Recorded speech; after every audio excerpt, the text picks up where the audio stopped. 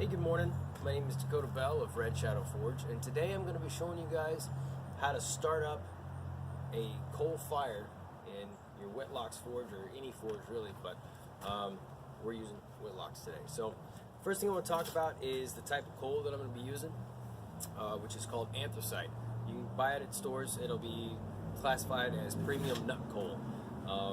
They make the smaller stuff, premium rice coal, or just rice coal. Not good stuff, too small. So with your anthracite coal, it burns very hot. Gets a lot hotter than bituminous coal. One of the things that bituminous coal is, it's, I guess, a downfall over the anthracite is that bituminous coal, it burns a lot faster, especially if you have like a blower instead of a hand crank blower. If you've got an electronic blower like we do, it gets hot faster, so it burns a lot faster, and you'll go through that stuff really quick. And bituminous coal is roughly about $1 a pound. The anthracite is significantly cheaper. You can find that stuff for really, really cheap. So that's the only coal that we use regularly is the anthracite. So the Whitlock's forge that we're using, we just received it, put it all together. We've been using it for about a day now, but it works great. The lining got fire brick in it. It's got a pipe that goes the whole length. So one of the key things that we do is when we start the fire, I keep the whole pipe open, and I only start the fire in about whatever size section I'm going to be using, which today I'm using about half. So you'll start it, keep all the holes open so that you're not forcing all the air into this one area, because we're going to start it using paper as our ignition, and then to light first, and then we're going to burn some wood so that we can get the coals nice and white, and then we'll put the coal on top of that to let it burn, because the anthracite coal does take a while to get going, so you need a good amount of wood coals to get it lit. But once we put the coals on, then I'll shift I'll close some of the holes in the back so that I'm not losing air, and it's all focused on the actual portion where we've got the coal in. So I'm going to go ahead and get the fire started for you guys. Let me backtrack real quick. There's a whole review that we did on our YouTube series. There's a review of the Whitlock's forge if you guys are interested, or if you guys want to know more about it. So please check out that video. But yeah, now I'm going to go ahead and get this thing started. We waste not here at the forge, so we keep all of our old newspapers and things like that, and we use those to get the fire started. It's got this nice V shape to it, so you can kind of just stick them down in there.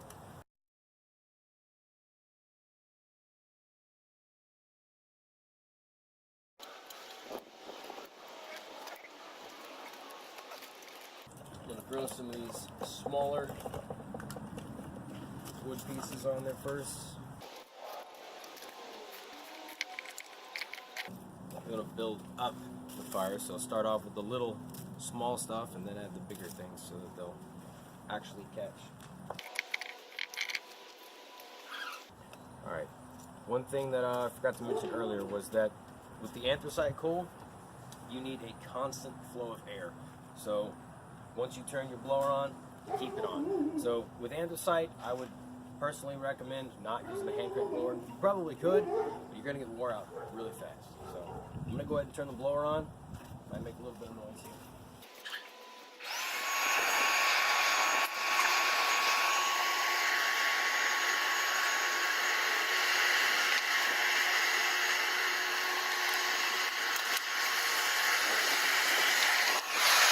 So you want to wait to put your coal on until at least most of that wood has turned white and it's got that nice charcoal look to it.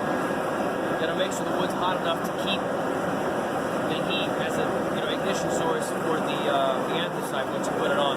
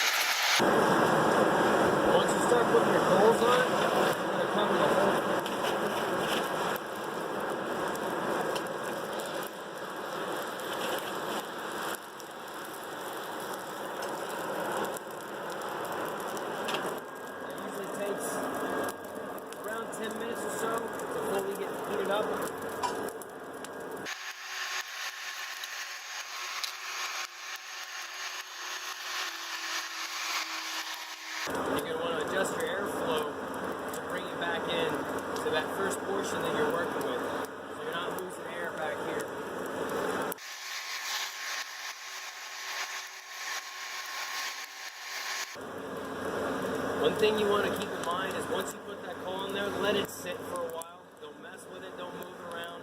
Let it sit. It takes a while for that anthracite to heat up. But once it does, you're golden. So leave it just mounted up and let it burn. You'll know once it's ready, it'll start to get white hot through the whole coal area.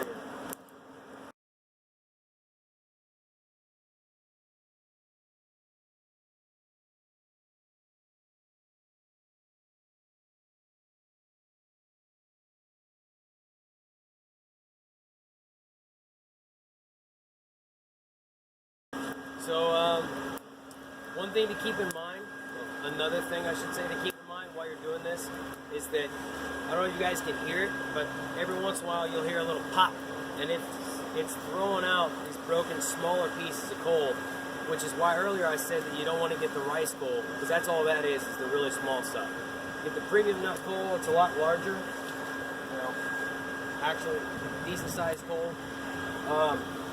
But the hotter this stuff gets, it breaks apart as it's burning, so it throws stuff out. A lot of times that stuff's really hot. So, if it's windy, we recommend using a hood on the forge if you have it. Make sure you're doing it in a safe area. You don't want to be, starting up your forge if there's a pile of leaves around you, anything like that could cause a fire. Just make sure you're safe about it. Wear your glasses. We've definitely, learned our lesson on that. So wear your safety glasses, wear gloves if you need to. Definitely be using tongs. Don't just throw in some steel and try to grab it out. They make all kinds of tongs you can use too, so just be safe about it. You guys can see now it's starting to heat up pretty well. It's got a nice, good, solid orange glow to it, and it'll continue to get hotter. So once it reaches that white level, you're good to go. Throw your steel in and get forging.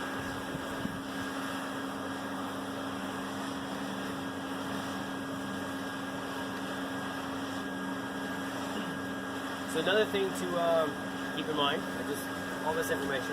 Another thing to keep in mind is that when it's really sunny out like it is now, there's a few clouds, but the sun's beaming right down on us. It's going to change the way you look at all your heat, whether it be on your steel, on the coal. The color's a lot different.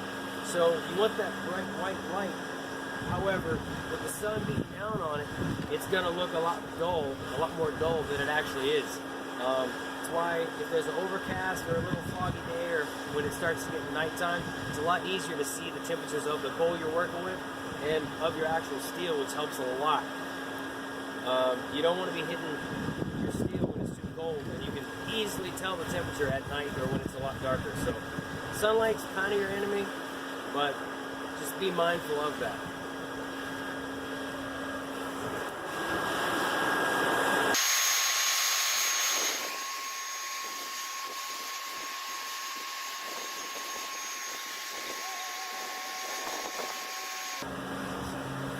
I'm going to go ahead and move these back coals forward a little bit.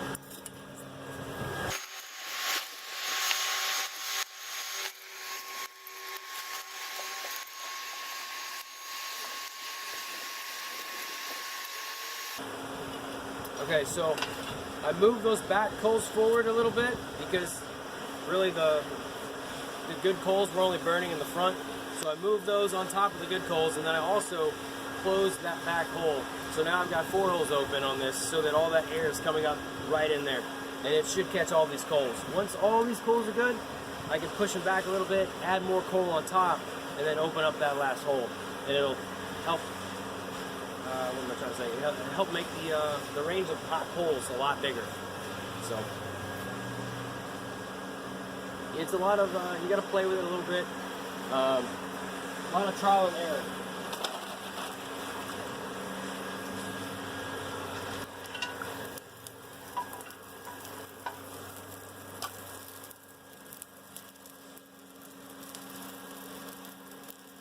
See that popping right there, right off the bat, because a lot of the smaller stuff, when you open up the bag, it's got some powder in it, and it just pops all over the place. You can't take the heat.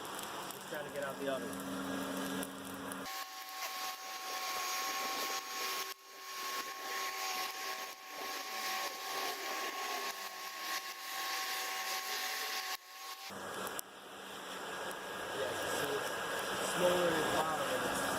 working its way up top, get those new coals burning.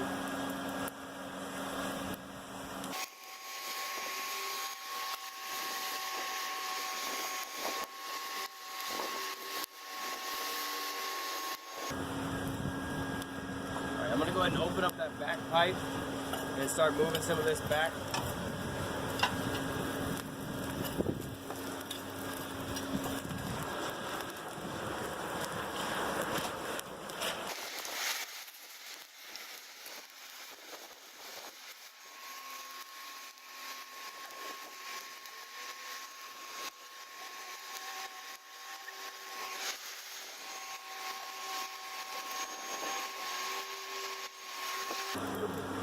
Alright, well, you guys take one more look at the fire, and the coals are pretty much right where they need to be, especially with the sunlight today. You're not going to probably not see that white glowing hot, but that's essentially, that's how we get this thing started. That's how you should, at least somewhat follow the steps. If you're going to be using anthracite, just be mindful, be safe, and let it get hot. It'll do its thing.